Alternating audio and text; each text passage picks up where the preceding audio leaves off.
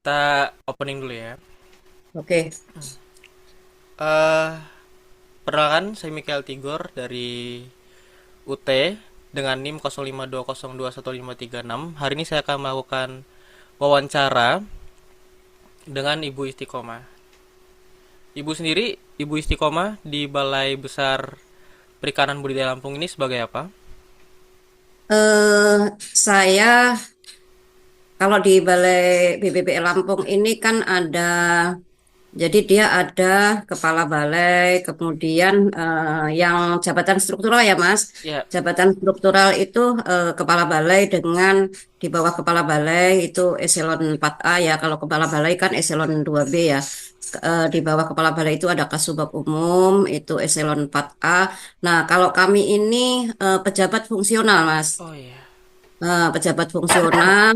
Tapi Bu Isti ini dulu Bu Isti dari tahun 95 sampai di 2015 akhir ya, Bu Isti di teknis di lapangan.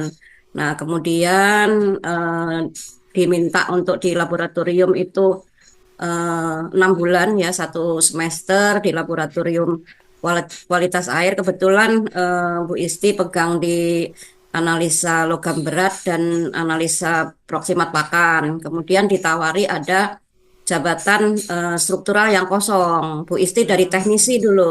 Dari teknisi, kemudian di tahun 2016 di bulan Juli Bu Isti diajukan untuk asesmen. Asesmen dari sekian ribu orang, alhamdulillah saya masuk di Balai Lampung di struktural. Struktural di bawahnya kepala balai itu ada kepala bidang. Nah, Bu Isti kasih dulu ya kepala seksi.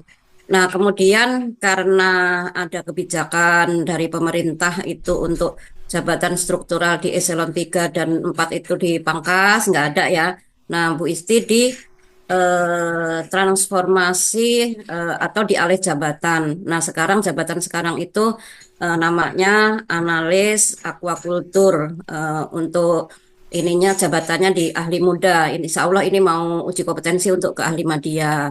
Tapi Bu Isti diberdayakan di administrasi, Hmm. khususnya di pelayanan publik. Nah, kalau pelayanan publik ini harus menguasai semua informasi balai, Mas, gitu ya. Ya. Jadi di samping informasi-informasi yang terkait administrasi, eh, administrasi khususnya di ini ya, khususnya di informasi untuk ke masyarakat. Kalau yang keuangan, kepegawaian khusus ada sendiri ya. Kalau Bu Isti ini untuk ke, ke Ke publik masyarakat. ya, ke publik ya.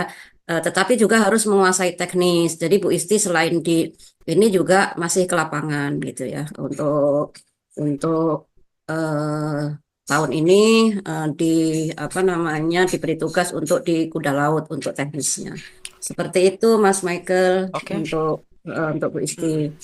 Kalau pendidikan, alhamdulillah saya itu tadinya dari selevel SLTA, Mas. Dari Oh. selevel SLTA saya diangkat, tapi alhamdulillah dengan pengembangan karir saya dengan gigih, alhamdulillah saya bisa sampai S2 gitu ya. Itu Puji juga karena Tuhan. perjuangan ya, Iya, karena iya. perjuangan dan kemauan ya. Kalau nggak ada kemauan nggak sampai di situ. Alhamdulillah saya masih ada kemauan untuk kuliah lagi, kuliah lagi, kuliah lagi sehingga untuk perbaikan karir saya juga itu ya. Iya. Seperti itu, Mas. Yuk. Oke, untuk pertanyaan pertama, saya kan ingin menanyakan 10 pertanyaan lah, lebih Mm-mm. merinci lagi tentang SWOT, tentang Mm-mm. kelembagaan Balai Balai Besar Perikanan Budidaya Lampung. Ya. Pertanyaan pertamanya itu, apa kekuatan utama yang dimiliki sama Balai Besar Perikanan Budidaya Lampung itu dalam mendukung perkembangan agrikultur atau agribisnis perikanan?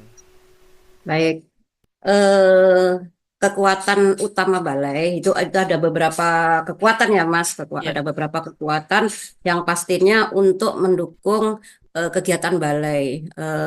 Kan kemarin sudah kami infokan ya, Mas Michael sudah saya kasih profil balai ya bahwa ada misi dan visi, kemudian ada tugas dan fungsi ya, tugas dan Ya. fungsi balai bahwa tugas dan fungsi balai itu adalah untuk memproduksi utamanya ya benih dan induk unggul ya. Selain teknologi ya. Nah, tentunya kan harus punya kekuatan ya, kekuatan untuk mendukung eh, program-program yang harus dilaksanakan oleh balai. Nah, program-program balai itu dari mana asalnya? Program-program balai itu asalnya kita dapat penugasan dari Direktorat Jenderal Perikanan Budidaya, dari Pak Dirjen ya. Nah, Pak Hmm. Dirjen kan dapat lagi penugasannya dari Pak Menteri ya. Jadi dari kebijakan Menteri turun ke DCPB, DCPB dilaksanakan oleh UPT di bawahnya yaitu Balai Lampung. Tentunya itu harus punya kekuatan-kekuatan ya. Yang pertama, kekuatan yang utama itu kita punya SDM. Kalau nggak Hmm. ada SDM, tentu kegiatan itu tidak akan berjalan ya. Ya. Jadi untuk Balai Lampung itu punya sumber daya manusia, dalam hal ini pegawai, itu ada 130 pegawai. 130 pegawai itu terdiri dari kepala balai, kemudian tadi Kasubag Umum, kemudian ada tadi apa namanya pejabat-pejabat fungsional tadi. Jadi kalau di Hmm. balai ini kemarin saya ceritakan ya ada PNS dan non PNS ya. PNS-nya itu kan kalau PNS dan ada PNS, kemudian ada P3K ya, Ya. pegawai pemerintah dengan apa kontrak kerja ya P3K. Nah, P3K itu ada yang penuh, mereka sudah penuh sebagai P3K, ada yang Separuh. paruh waktu.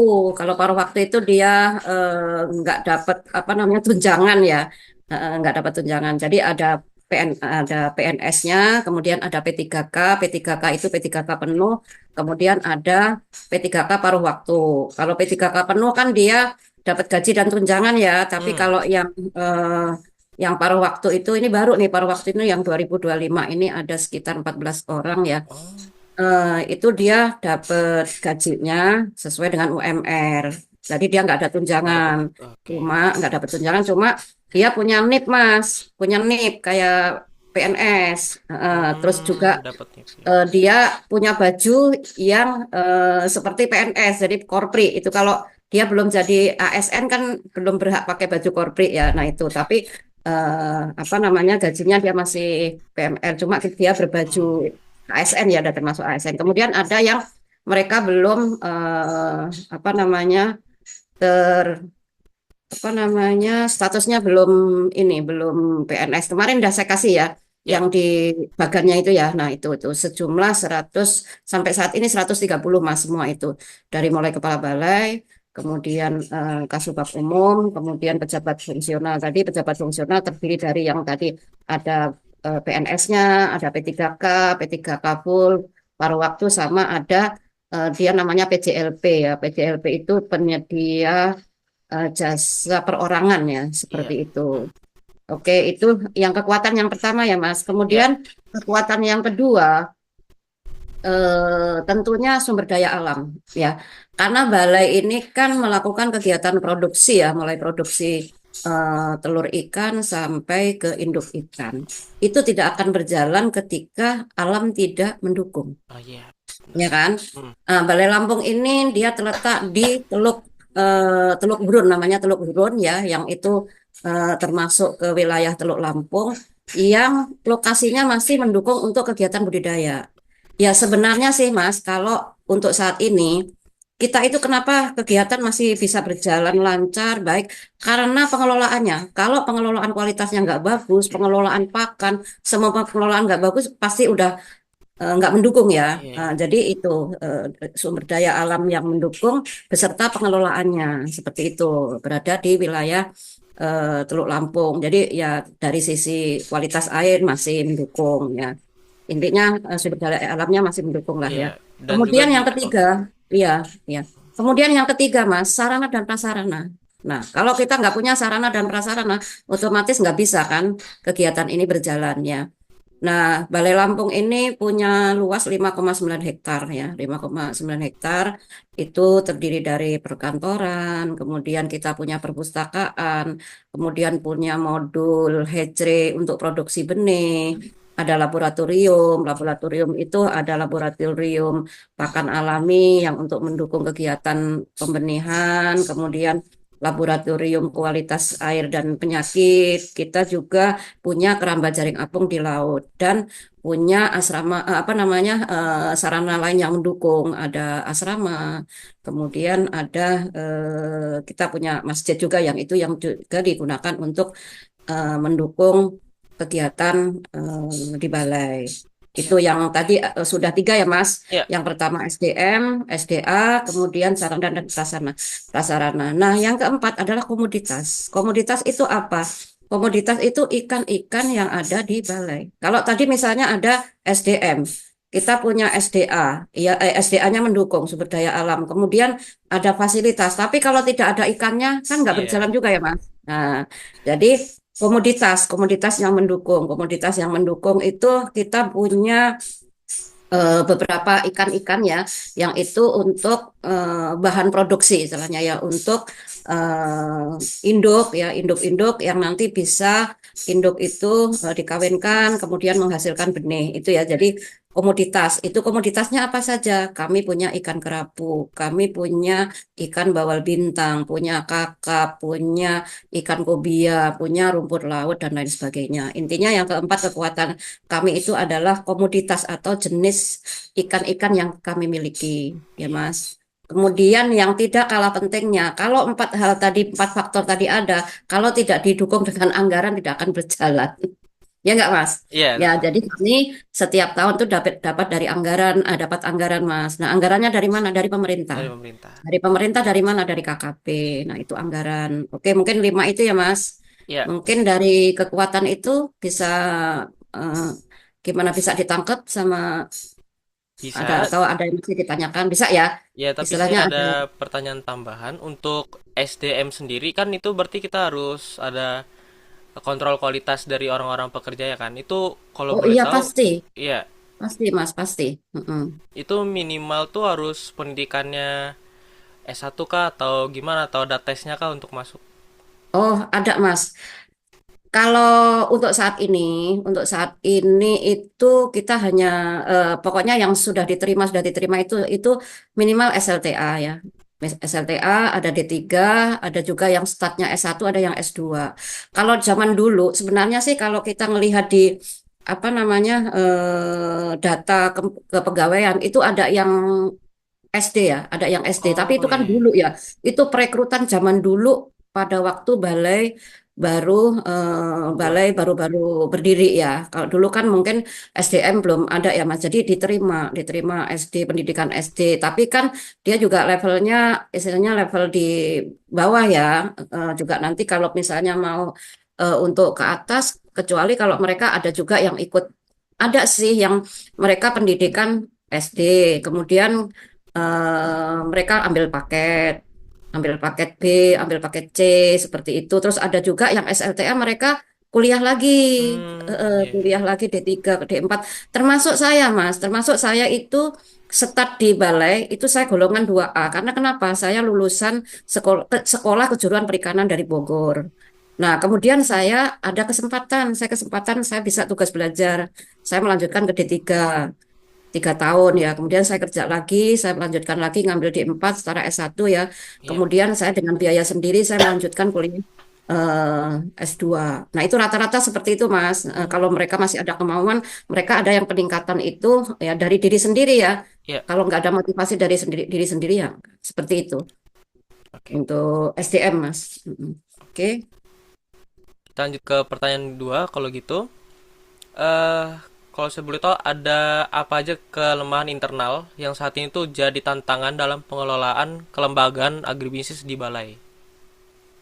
Pasti ada ya Mas ya kelemahan. Cuma sih kalau kelemahan ya tidak apa namanya sih tidak banyak ya tidak Hmm, kompleks sebenarnya. Tapi oke. itu harus disolusikan. Cuma solusi itu ada yang berasal dari internal, ada yang dari eksternal. Nah, kalau kelemahan yang pertama itu untuk saat ini ya, untuk saat ini kalau menurut penilaian saya secara pribadi itu ya dari anggaran Ah ya. efisiensi anggaran. Karena di tahun 2000 dari 2025 kemarin ya awal itu kan kita sudah efisiensi anggaran. Itu ya semua kan dari kebijakan pemerintah kita nggak bisa ngeyel istilahnya kan namanya kita anggaran dari pemerintah ya Mas. Kalau tahun Sebelumnya itu kita itu di angka 60 miliar ya. Oke. Nah, dulu itu pernah waktu dari otonomi daerah, balai ini mau ditarik ke pemerintah daerah. Tapi nggak sanggup Mas pemerintah daerah. Jangankan Buat ya. membiayai ya, jangankan membiayai untuk biaya apa namanya rehabilitasi aja nggak sanggup. Maksudnya untuk biaya jadi nggak sanggup daerah itu untuk membiayai, kita tetap berada di pusat. Anggaran kita dari pusat, Mas. Pusat Jadi ya. kita semua itu tanggung jawab kita ke pusat, penilaian dari pusat. Kalau untuk ke pemerintah daerah kita hanya koordinasi aja. Eh, Kalau jadi itu ya dari efisiensi anggaran itu otomatis kan berpengaruh ke semua ya, Iya. Mas. Mm-mm. Hmm. Akhirnya kan untuk di tahun ini ada beberapa modul yang sementara untuk di off kan ya. Kita kan ada apa namanya untuk tempat produksi itu namanya RAS ya, gedung RAS. Gedung RAS itu aja listrik ya, listrik ya, harus oksigen tinggi. Pokoknya intinya dengan biaya tinggi. Jadi karena untuk efisiensi listrik itu harus di off sementara. Kemudian ada juga modul yang di off. Kalau kemarin saya ceritakan ya, yang di modul satu itu modul kerapu, akhirnya di merger ke Ke laboratorium lobster ya. lobster lah. Lobster itu ya salah satunya untuk mengurangi listrik seperti itu ya. Intinya itu efisiensi anggarannya Mas. Karena kita mau pengadaan induk. Kemarin kan kita ada dari Dirjen PRL ya, Direktorat Pengelolaan Ruang Laut. Nah, mereka itu akan memberikan kuota untuk distribusi kuda laut. Nah, untuk kita mendapatkan kuota itu, kita harus punya target induk sekian. Nah, sementara kita kan nggak bisa pengadaan induk karena nggak ada anggaran, ya. Nah, akhirnya ya kami minta monggo silakan kebijakannya apa gitu ya dari Direktorat Pengelolaan Ruang Laut. Karena kan kalau anggaran kan sudah mentok, nggak bisa kan kita, nggak bisa karena itu udah kebijakan pemerintah. Iya. Karena besar Mas, kita dari 60 hanya menjadi turun berapa ya? Di bawah 50%. Nah, otomatis hanya bertahan sampai pakan aja, pakan. Makanya kan seperti kemarin di modul Bawal Bintang, waktu Mas Michael keliling itu kan kita hanya punya satu bak larva. Nah, itu Iya. juga untuk pakan. Kalau kita memijahkan ikan dengan banyak-banyak larva, benih, kalau pakannya nggak ada juga akan sayang gitu ya benihnya nanti. Itu ya, pokoknya intinya anggaran. Iya. Kemudian juga seperti induk, induk, terutama induk kerapu itu kan kita juga nggak bisa pengadaan baru ya, nggak bisa pengadaan baru karena anggaran. Ya intinya pokoknya dengan adanya efisiensi anggaran itu otomatis akan berpengaruh ke semua gitu, Semua ya. seperti itu gitu. Kemudian eh, yang kedua, ya ini sih sebenarnya tidak krusial ya bisa apa Atasi. bisa ditanggulangi ya. Nah, sekarang itu kan semua harus digitalisasi ya, Mas. Ah iya. Semua harus digitalisasi. Nah, sementara ada nggak sampai 50% sih. Ada sebagian sebagian pegawai itu yang dia tidak menguasai IT, tidak menguasai. Sekarang kan semua penilaian pegawai harus melalui aplikasi. Pelatihan harus melalui aplikasi. Semua aplikasi lah ya. Hmm. Nah, sementara kan yang maksudnya level bawah ada teman-teman itu yang mungkin karena sudah tua apa ya, malas belajar. Ah iya. Harusnya kan semua bisa gitu ya, tapi kan nggak bisa juga memaksakan. Akhirnya yang kita kan ada laporan setiap triwulan ya Mas, tadi yang dia yang statusnya sudah ASN ya, baik tadi PNS maupun P3K itu setiap triwulan itu dia harus melaporkan kegiatannya untuk penilaian. Nah, itu kan aplikasi juga, namanya SKP ya. SKP itu Hmm. sasaran kinerja pegawai. Itu melalui aplikasi, dia harus buat laporan, kemudian harus diupload. Nah, itu kan ada ada tahapannya ya, harus buat laporan, kemudian harus diketik, dibuat PDF, kemudian diupload ke Google Drive kayak gitu kan. Nah, kayak gitu-gitu tuh yang ini ada sebagian pegawai yang mereka nggak bisa. Nah, kalau yang mereka nggak bisa, otomatis kan harus dibantu itu. Iya. Jadi ada yang kalau kayak Bu Isti udah nggak bisa ngebantu karena kerjaan sendiri aja, maksudnya yang bukan pekerjaan pribadi ya, yang organisasi aja nggak ada jeda ya. Jadi paling ya mohon maaf sama teman-teman, mohon maaf mungkin yang lain bisa ngebantu. Jadi ya mungkin ada satu orang yang dia mengerjakan 5 orang, orang kayak gitu karena ngebantu ya nggak bisa gitu ya, nggak bisa. Tapi ada juga yang dia level bawah tapi dia mau belajar. Nah kalau yang mau Hmm, belajar bagus ya, seperti itu. Kadang-kadang kan namanya manusia ya udah males lah gitu, nggak mau ribet gitu ya. iya, Nah itu ya itu salah satu ini juga kan ya, salah satu kelemahan. kelemahan ya. Cuma, cuma nggak krusial sih, nggak masih bisa diatasi, masih bisa diatasi. Seperti itu aja sih Mas. Kalau yang utama tadi anggaran ya, karena anggaran kalau itu kan dari kebijakan pemerintah Ya, ya. ya. Kalau seperti itu, Ya, oke. kalau tadi kan anggaran dan juga mengenai digitalisasi kan. Mm-mm. Kalau anggaran kan berarti ya dari pemerintahnya lah. Susah untuk Ya, ya, menanggulanginya. Kalau ya. untuk digitalisasi sendiri udah bisa ditanggulangi, tapi ada nggak kayak faktor-faktor dari alamnya gitu, kayak faktor cuaca atau apa yang bikin Oh, kayak iya ada, ada, ada. Eh, Kalau di alam itu yang maksudnya ancaman yang paling berat yang itu kadang-kadang nggak bisa diprediksi. Kita itu dari 2012 ya. Sebelumnya kan nggak pernah ada ya, yang red tide itu ya, blooming alga merah itu ya. iya, iya. Nah, itu kan kadang-kadang nggak bisa diprediksi. Tapi sih biasanya itu karena kondisi alam yang ekstrim ya. Karena ini tadinya apa namanya kemarau yang berkepanjangan, kemudian hujan deras. Nah, itu biasanya ada perubahan di kondisi perairan.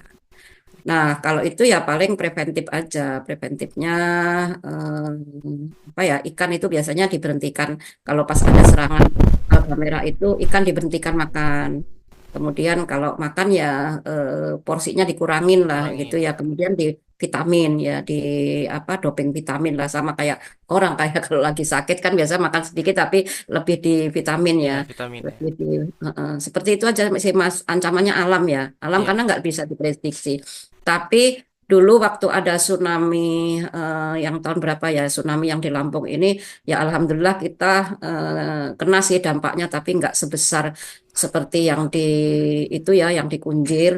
Kita karena apa posisi kita itu kan ada di Teluk ya, ada di Teluk. Jadi begitu gelombang besar datang itu, dia sudah menghantam di apa pulau-pulau itu. Jadi nggak sampai.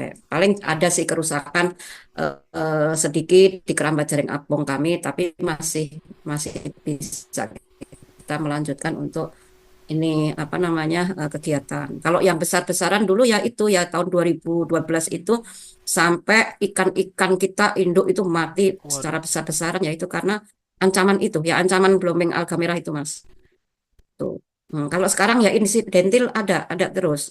Cuma kalau indikasinya ini sih perairan berwarna coklat, kemerahan gitu ya. Hmm, Kalau udah seperti itu, ya udah kita satu ikan diberhentikan untuk makan sama jaring paling diturunkan gitu. Sama nanti ada double filter di darat.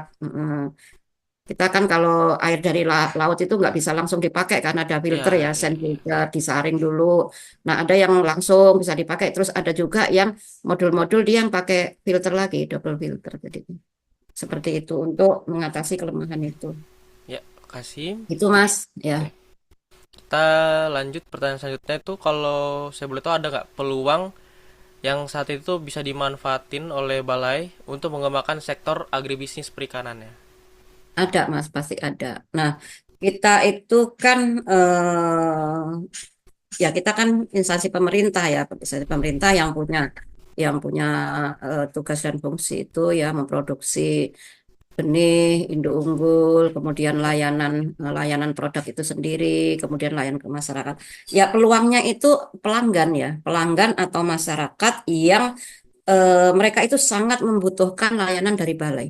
Hmm, Jadi eh, kita itu sebenarnya kalau mau melayani itu sampai istilahnya sampai kewalahan Mas. Tapi ya karena kan kita keterbatasan ya. ya, Seperti produksi benih itu kita kan satu untuk bantuan ke masyarakat, satunya bisa dibeli atau dijual ya. Itu yang beli itu ngantri ya, tapi kan kita terbatas ya, iya, terbatas. Jadi sangat membutuhkan tidak hanya produk aja yang dibutuhkan, tapi juga apa namanya informasi dan teknologi. Informasi dan teknologi kan termasuk dengan ini Mas Michael hari ini kan yang dibutuhkan informasi ya dari Ya, balai ya, ya.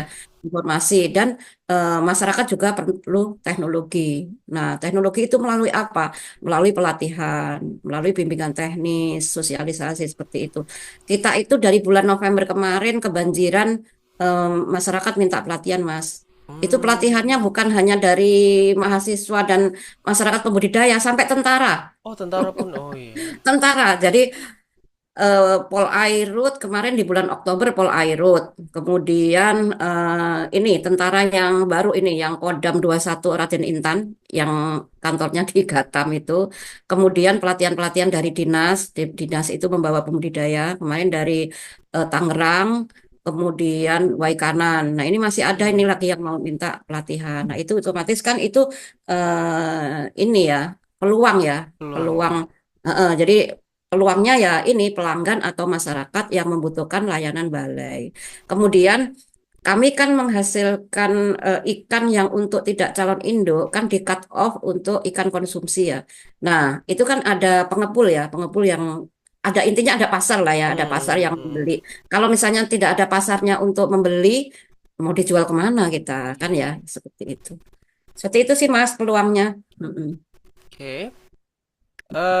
Ibu tadi kan sempat bicara tentang yang digitalisasi itu kayak mengumpulkan data-data perkembangan apa aja yang dilakukan gitu-gitu kan oleh pekerja-pekerja. Kalau saya boleh tahu, data apa aja sih yang rutin tuh dikumpulin oleh balai untuk menganalisa kinerja agribisnis dan gimana data tersebut tuh digunakan dalam mengambil Oh, keputusan?